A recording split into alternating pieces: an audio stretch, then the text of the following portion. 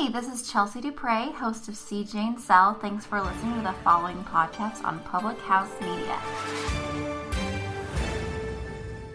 Hi, this is Baxter Colburn, the host of Forward Madison's podcast, Let Me Be Forward. Join me and Madeline Come every Wednesday throughout the season as we bring you in-depth interviews with players, coaches, and journalists who cover the team and experience everything that it means to go full Mingo during the 2019 campaign. A new episode comes out every single Wednesday and can be heard on your favorite podcast platform like Apple Podcasts, Google Podcasts, or head to publichousemedia.org. Thanks for checking out the following podcast on Public House Media.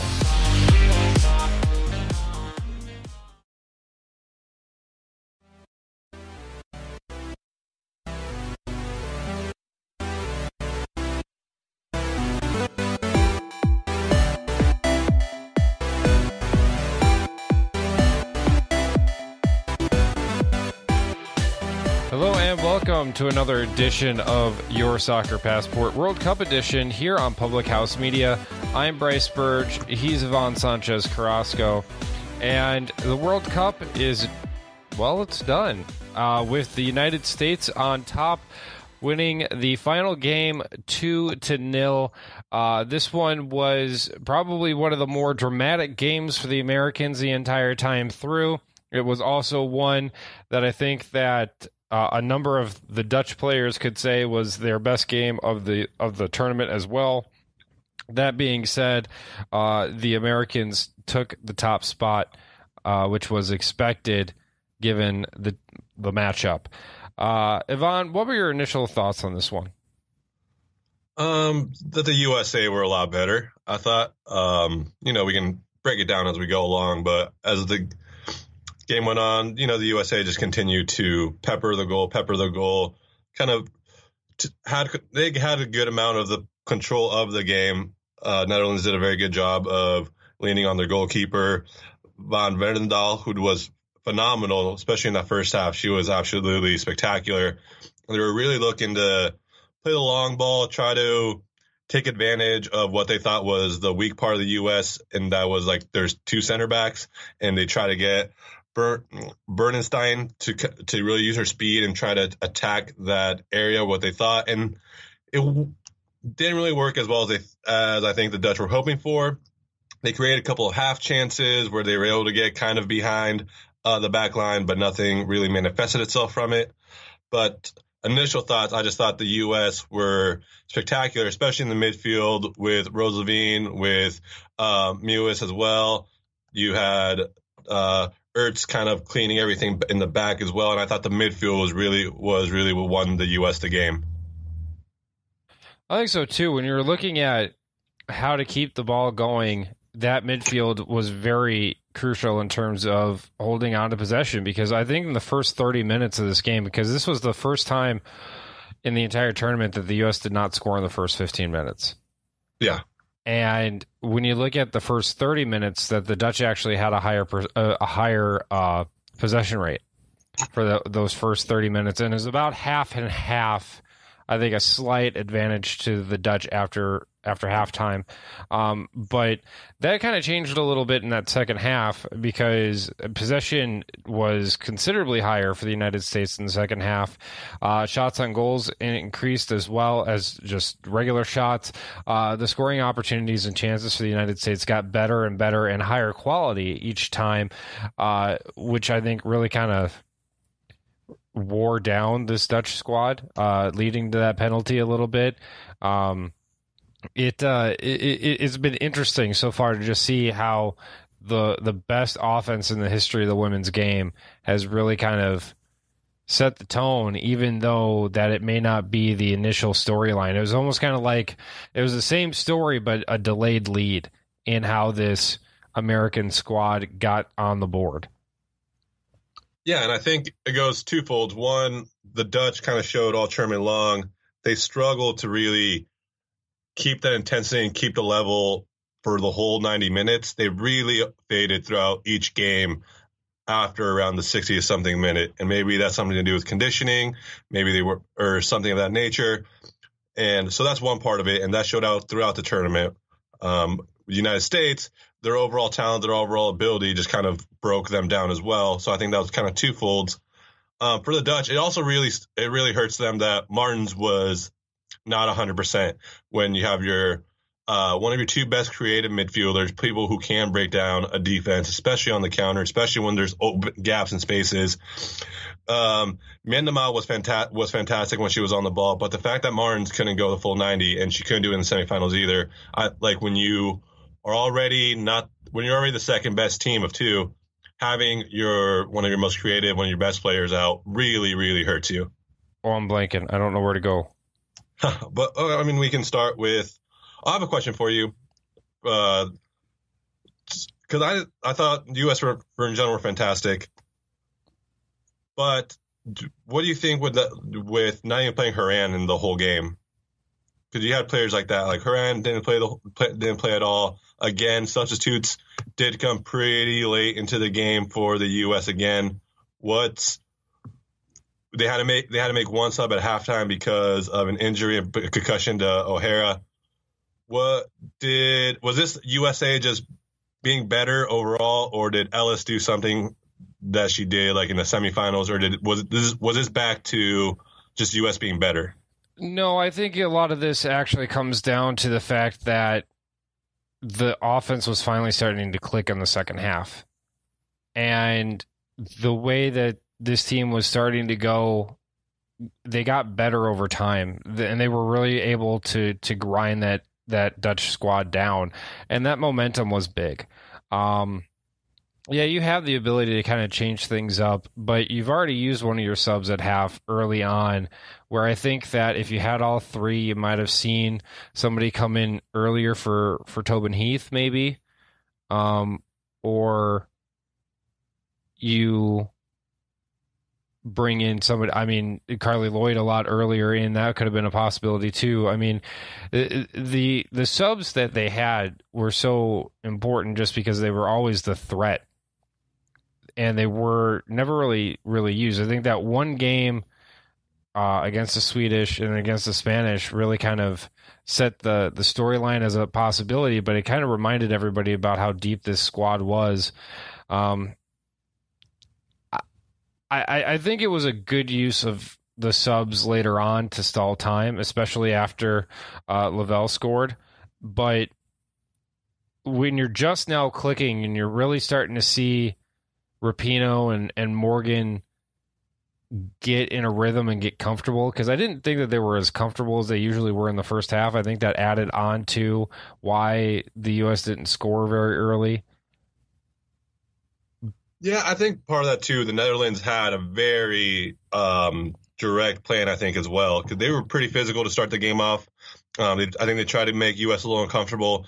Their goal was, we're not getting scored on in the first 20, 25, 30 minutes. We might not score, but we're definitely going to bunker down, and we're going to try to drag this out as long as possible. And I thought you could see that from the Netherlands in the first half, right from the kickoff.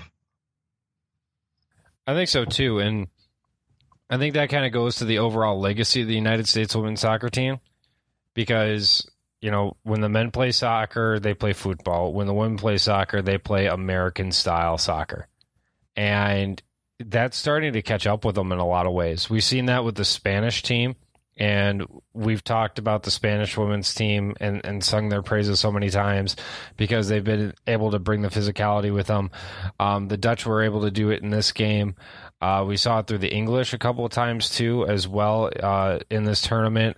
And I thought that it was just a very solid pairing throughout for all these teams to kind of get a little bit more physical with their play. I think the United States, though, they're not used to that in such aspects. And more importantly, I thought that the officiating was very much let them play. There were a lot of, there were some penalties that were called that I thought were considerably soft to a lot of the other contact plays that were not called.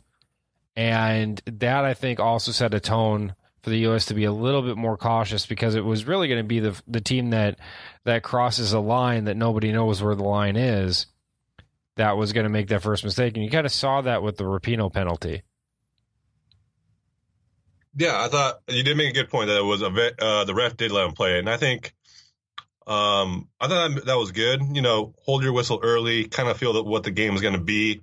It did allow for some very physical fouls, but I thought the PK was I thought it was very consistent with how PKs are being called and how VAR was being used for these PKs throughout the tournament. Though it probably was a little softer, but she did hit Morgan when the ball came through, and she missed the ball, and she did get Morgan with the body, even though the ball is probably not going to be caught up with. But I thought it was very consistent with what has been kind of the drawing line with VAR and with PKs this tournament. Let me ask you this then. Do you think that with the way that the penalties have been called with VAR and everything in the tournament was consistent with the way that the official was calling the final game? I thought the use of VAR, because the PK was given through a VAR replay of it, so I thought that was consistent throughout the tournament. If within the box to box, if the game was a little more physical than what we've probably seen throughout the tournament, that's just kind of the ref having their style of foul calling and play calling, what they saw was fair or unfair. That kind of goes from ref to ref. I think each kind of ref is different. But I thought the use of VAR and the PKs being called were consistent with what's been used in the tournament. I think that's fair. That's one of the big issues though that you have is because you have a whole different set of referees when dealing with the VAR, and that was going to create a different opportunity. And so I know that the Dutch players, they kind of said that the United States were going to get that call every time or something similar to that in post game, and I mean, you're not necessarily wrong. We have that gripe against some of the big NBA stars and stuff like that. Or Tom Brady can, never be touched, but you can go and let Andrew Luck get helmet to helmet beat down to the ground and nobody said, bats an eye. We see that in other sports. How Midwestern of you for that comment. What? How Midwestern of you for that comment. Well, you know what? It's true though. So, I mean, you can say the same thing about Aaron Rodgers though, compared to Kirk Cousins this year. But which is also Midwestern, but also shows that, it's the stars that you have versus the ones that are up and coming that are playing hard. And it's tough because you're rewarding the wrong kind of thing.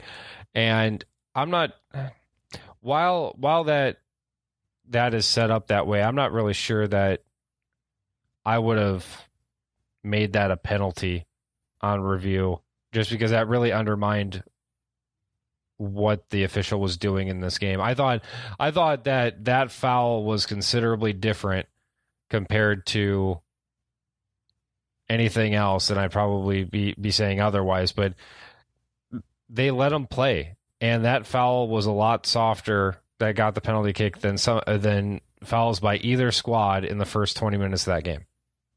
Yeah, but she didn't even call it to begin with.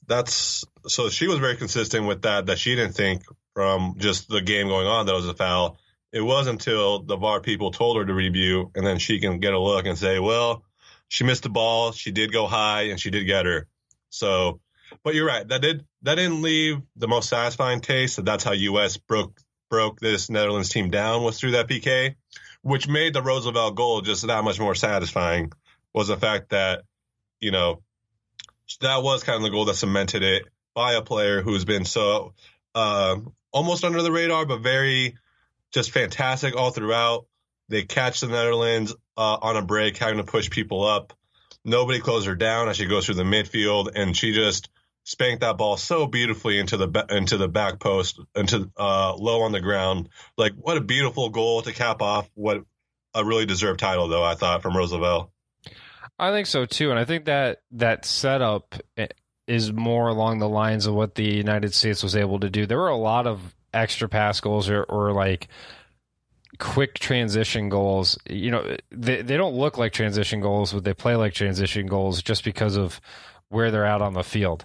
And I thought it was a really good job of showing just how aggressive this United States squad was when getting after that second chance opportunity, getting the garbage goals, but getting them done beautifully was exactly what the United States has kind of pushed for this entire time.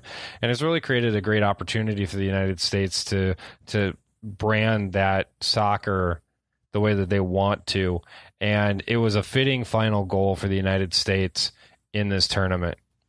But we're going to take a quick break, and when we return, we'll have more coverage here on Your Soccer Passport World Cup Edition here on Public House Media.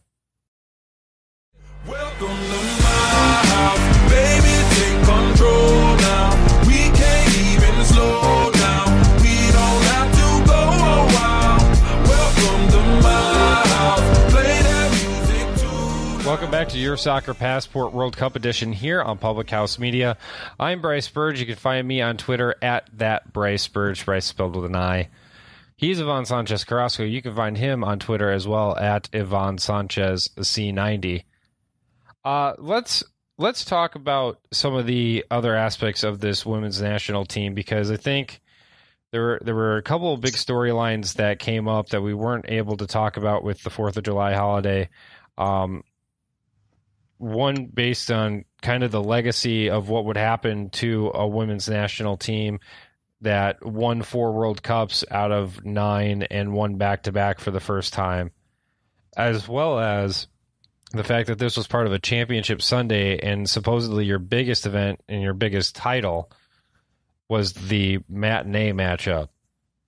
And there's so many ways that this segment could go, but it kind of just shows the continued fluster of what's going on with the women's side of the ball. So I'll leave it up to you first, Yvonne.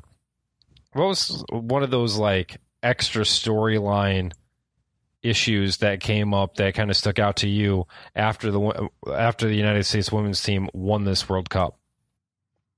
Okay, so I guess I'll start with the 3 finals. I personally did not think it was a big deal to have all 3 finals in one day. It was a matinee because it was played in France, so they are farther ahead in time than the American continent. So yes, of course, it's going to be played earlier. It was played the same time that the Men's World Cup was played at last year as well, which was in Russia at 8 a.m. So I don't think it was that big of a problem. To be honest with you, I thoroughly enjoyed my Sunday in having all those games, and one was played in France, one was played in Brazil, one was played in Chicago. Yeah, the game played in Europe is going to be played before the other 2 games. And also, you're going to be too busy celebrating. Why does it bother you that the other 2 games are being played? Especially when I feel like it was definitely the one everybody got up to see, because your average American isn't watching Brazil-Peru. Joe Schmo might watch Mexico, USA, but they're not really, or they might not know what's going on the same way they know what's going on with the World Cup final. So I'm pretty sure the ratings are going to just showed that to be true as well, that they just absolutely, blew it away with the amount of people that watched the finals. So that's kind of my opinion on the championship Sunday that kind of happened. But those are just domestic aspects. When you talk about how many women's teams don't even exist, when you talk about the lack of funding that federations are giving to their to the women's team compared to the men's team, there are bigger. I mean, we're talking about equal pay in the United States and in Norway, but Jamaica had a crowd fund just to get there to begin with, because they're getting no money to be, at all. I think, to me, the matinee aspect doesn't bother me, because you are correct. The timeline of how the Earth's geography isn't a big deal to me. But for whether or not the Women's World Cup should be on a separate day in its entirety, I think is a more legitimate argument that is something that should be celebrated and recognized. Also, because I think that when you have 2 confederation titles going on compared to all of the World Cup I think that kind of sends a little bit of a backhanded compliment to the women's game. Hey, your whole world came together, and it may be on par with the North American Championship. It was an odd branding. It was an odd message that was being sent. Honestly, I out of all the things that FIFA has done in all of the misogynistic aspects that they've pulled, this is probably the one that I think deserves the most, like, pat on the head and do better next time. You don't really think that it's a malicious aspect, but at the same time, like, 5 minutes of clear thought process before this happened probably would have changed your ideas before you got the ball rolling on this, and that's why I kind of think that it is something that should be brought up, at least to the point of understanding that, hey, do better next time. This is something that is increasing. You don't want to put them on the same level with a Confederation Championship. Yeah, I agree with you on that part, that it was pretty lazy planning by both CONMEBOL and CONCACAF to do it this way, and the fact that FIFA didn't really step in. But I also don't think it's, compared to other issues that the women have to deal with in the women's game, I don't think this is the biggest one to make a stink about, if that makes sense. No, I think we're on the same page on that one. A number, so we'll switch up a little bit. A number of political aspects came up, whether it was the to self bleep here, the F Trump chants that were being showcased in the Fox News coverage in France. Oh, that was so great. It was funny and poignant. To also the widespread use of O'Hara and her picking up the American flag, while three of the more vocal players against politics status quo, you could say, dropped the flag to dance and do a coordinated touchdown celebration dance. O'Hara went out and picked it up and made sure that the flag code was respected. So that as a meme and as a posting on Facebook has gone completely viral. I don't think I've seen anything about O'Hara ever on social media, and I've seen, whether they're far right-wing conspiracy theorists, relatives of mine, or they're like volunteer firefighters that have just kind of sighed and said, it really sucks that Rapinoe and Morgan and all the other ones have to speak out like that. They finally there was kind of like a conservative champion almost on that team that you didn't really have before. And that's starting to pick up a lot of steam. How do you feel about O'Hara's recent claim to fame, not being a concussed player that just won a World Cup but picked up a flag? I mean, I don't really have an opinion on it, good or bad. I think what she did was great. I don't think it was the three people who dropped it. It looks like it was Ali Long who dropped it. She was the one holding it for the most part. She just happened to be with Megan and Alex Morgan. So that's a very fair comment. Very fair comment. Yeah. So, and I mean, I don't think the far right conservative people that who probably Megan Rapport have been bashing, or who she's been speaking up against. I don't think the mixture of them and women's soccer mixes too much, to be honest with you. I'm going to take a wild guess and assume those aren't the very similar demographics. But this was the biggest thing going on in our country, so they need something to really lash on and, hold on to as well. So, and I mean, they couldn't do it through Fox because, like you said, there was this effing hilarious video of Fox newscaster in France, and then all of a sudden the FU Trump chants break out, and he didn't even know what to say. So, yeah, I just think it was something that they needed to reach out and kind of blow into a bigger thing. I don't think she did it as this like savior of something. She saw it on the ground. I think she picked it up, and good on her for that as well. Yeah, it's just with all the different storylines that have popped up, I was surprised that one caught traction. Besides the fact that it gave a different option, Hinkle is still vilified in a lot of circles for her aspects of not being on the women's national team. But I saw a number of publications talk about how big of a gap there was between white and women of color on the national team. And I'm like, you could have had another one if you didn't go that far into the LGBT pride aspects. And so when you look at both of that kind of aspects going on, there is kind of a lack of a conservative voice that has been championed. I know a number of people that have kind of said, they wish that Hinkle was there because of that identification aspect, whether they were a person of color or they were a Christian.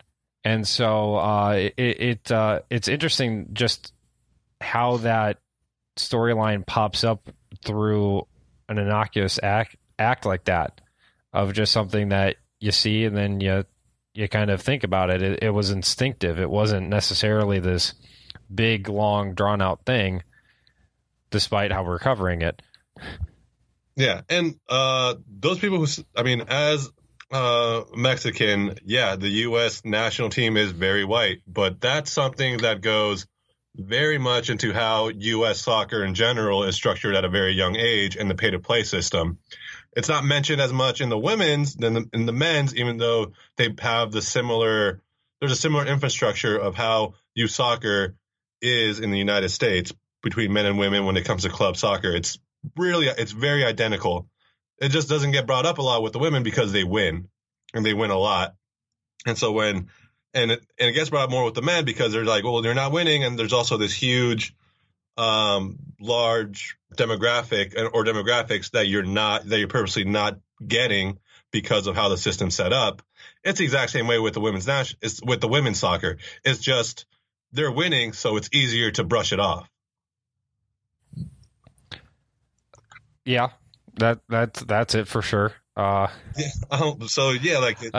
mean, winning solves everything, and that's not just in pro sports. That's not just in club sports. That's at the national level too, and that was something that Bruce Arena definitely hung his hat on for a long time, even though people hated Bruce Arena as the national manager. So, it is something that is frustrating in a lot of ways for people when you kind of look at it and how to improve, and you have to take emotion like that, but.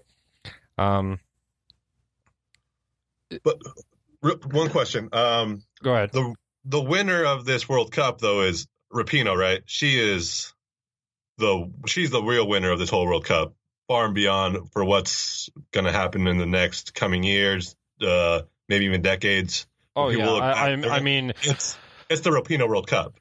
When you think about how she came up big in those first two knockout stages, the now iconic celebration of just the arms outstretched in the corner, almost asking the crowd if they were entertained or not. It was something that was big. And then even when she was called out by people, whether it be President Trump to say, win something first, she's got a golden boot and a nice little, arms full of trophy things like she's Adele at the Grammys. And the best player in the tournament. Yep. And that too. And the World Cup champion. And that too.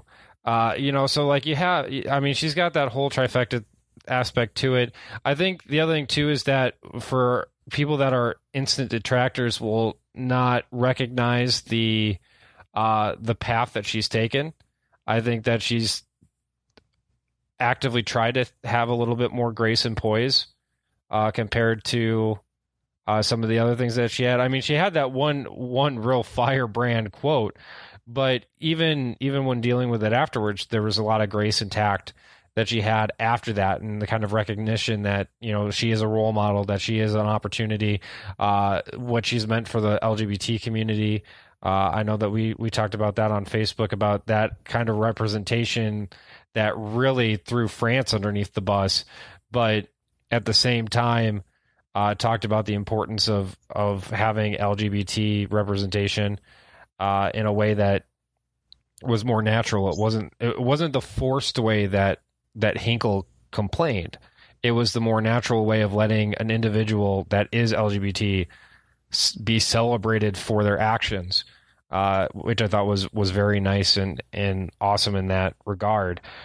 So yeah, I mean, she's a big winner, and now I think the only question is how does this translate now to pay when you start thinking about some of these issues that are being brought along regarding that, including a really dumb op-ed in the USA Today that was just filled with inaccuracies. So that kind of brings us back to one of the other big aspects of the equal pay chant at the stadium. How do you think a win like this does for both sides of the equal pay fight right now? I think for the federation standpoint, it gives them a big boost to be like, hey, we deserve equal pay.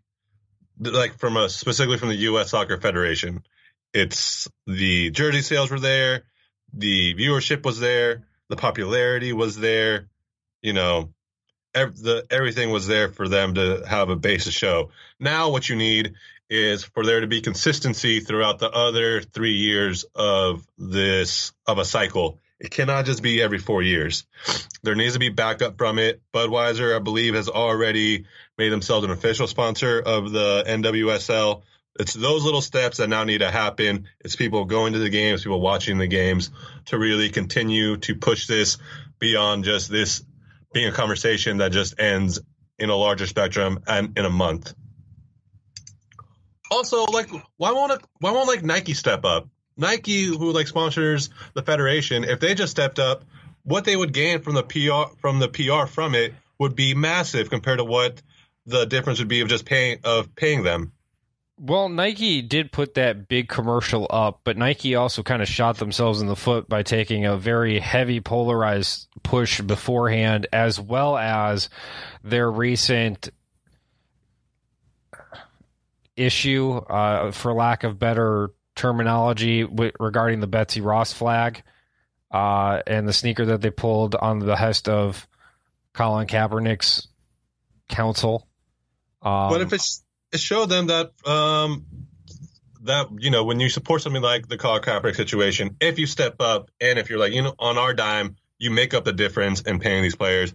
What they're going to get from a PR standpoint is going to be much greater than any loss that they can receive.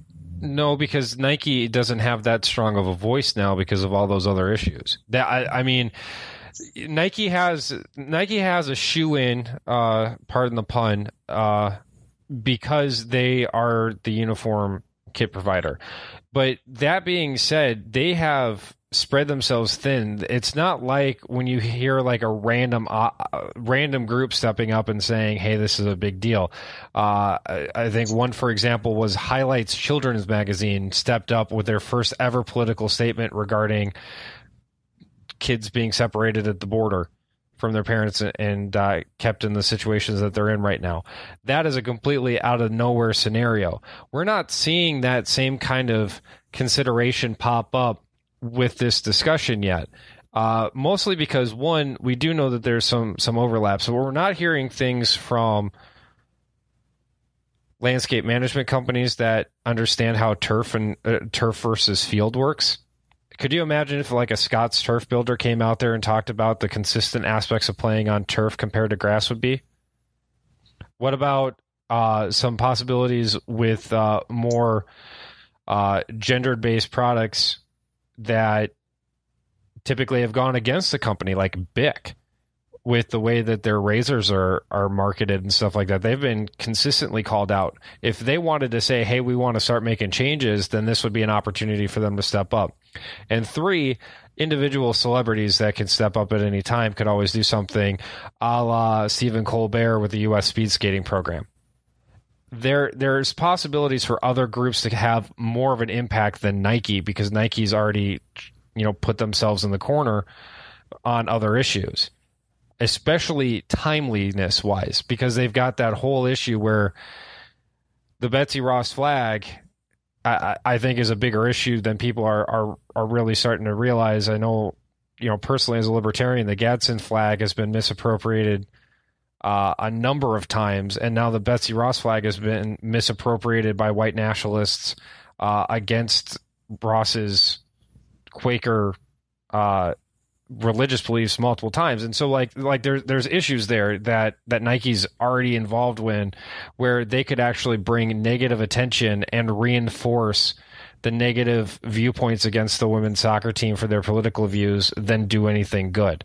So that if they put that commercial out there, that's all that they're going to be able to do, because they've spread themselves too thin already. So you're looking for other champions is what it is. And it really sucks, because really these players should be champions on their own. You know, what they do in terms of fighting the U.S. Soccer Federation should be clear-cut, very obvious. We've talked about it in length in the past, but when the women's national team doesn't get paid if they lose, and when the women's national team gets paid less for a win than when the United States team just shows up and gets blown out, when the men play, those are issues that can be addressed within a federation. Other issues, maybe not, but there's some very straightforward aspects of this that people should be championing, and I haven't seen it yet. I haven't seen it from anybody.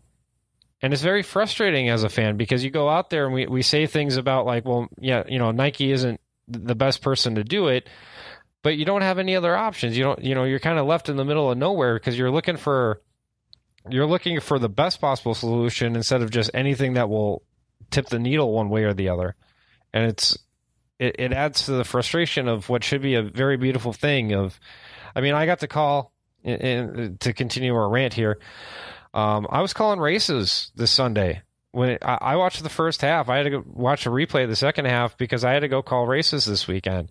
And we had people scream, yell, and cheer, not only because I announced that the women won a World Cup, we also had a woman driver go out there and win the first heat for the first time in that track's recent history. It's been like 6 or 7 years since a woman won a heat at that track. People are looking for the possibility to have the connections there and promote that. It's just there's been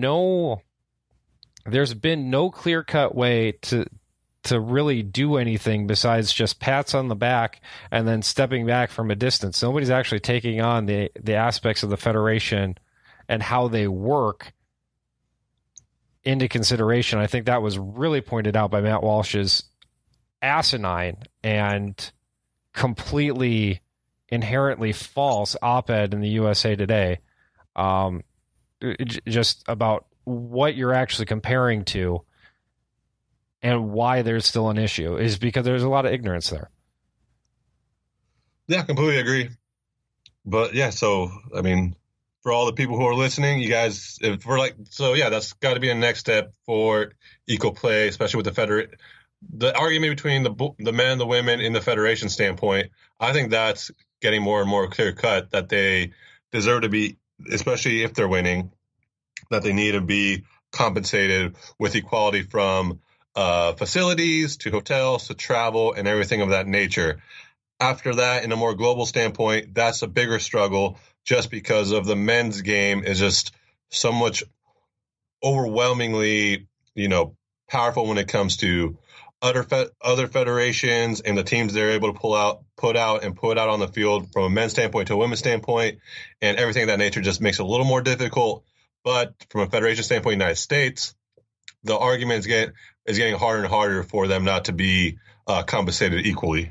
And from there, it does go off to like, you have to keep this momentum going next year through the Olympics. After that, and during that 2-year span where there's not a lot of international games, you have to find a way, competitive games, to keep the momentum going. Because if you don't, that's always a counter argument during those off years, where in men's soccer, there really isn't off years. You know what I mean? There's always something going on, whether it's Euros this year, next year, whether it's the Gold Cup and Copa America that just happened this year. You know what I mean? Everything is just always happening. So that's kind of like my final thought about what can happen in the future, what might happen in the future. Yeah, I think that's really the big one right now, because as much as we talk, we kind of talked about how lame the She Believes Cup was, and do they even have a Gold Cup equivalent for the women? No, they don't. I mean, No, they don't. They use like the World Cup qualifying. The World Cup qualifying that happened was kind of like the the CONCACAF Championship, but that's so much more similar to a like U17, U20 World Cup qualifier than it is to a Gold Cup at all. Yeah, I agree. That's there's so many different smaller ways that they can grow the sport. I think the U.S. women's national team, if they want to really step up, then they do it two ways. They continue their fight the way that they're doing it because it's the strongest foothold that they have, but they also need to start raising the bar across the North American continent. With Canada kind of getting older and not as effective on the worldwide scene, with Mexico not even making the World Cup, it's really looking at the Caribbean nations and the Central American nations that have made great leaps and strides, and how to keep on those teams to prevent a plateau that could really make a difference in terms of strengthening, CONCACAF for the women's side, where you could justify a women's Gold Cup. And so those are the kind of things that I think are going to play out in a long time. And I think the American Outlaws could do a lot for promoting the game in other nations to, help stop the plateaus. You could get Nike on board, where you can say like, all right, let's get a good kit down to Jamaica. Let's get a good kit down to Haiti, and build up those teams through that process. There's opportunities there to make your opponents stronger. And just like we've seen with the MLS and the MLS expansion, that if you build it, they will come, does have a little bit of credence here. Yep, I agree. Shout out. I'll stick with Megan Rapinoe. She is a superstar. She's a badass superstar. I'm going to go shout out to the Mexican national team, the men's Mexican national team, for winning the Gold Cup 1-0. Appreciate that. Thank you. Well, they deserved it. I thought it was a very, very solid game. Not an offensive powered game, but a good one that really kind of showcased the strengths of both squads. I think both squads, even though that they may not be happy with the result, could at least be positive with how they played. I agree. Beautiful goal by Jonathan Dos Santos too to win it. Beautiful goal. Absolutely, especially for him needing to kind of rebound a little bit after having some rough club seasons the last couple of years.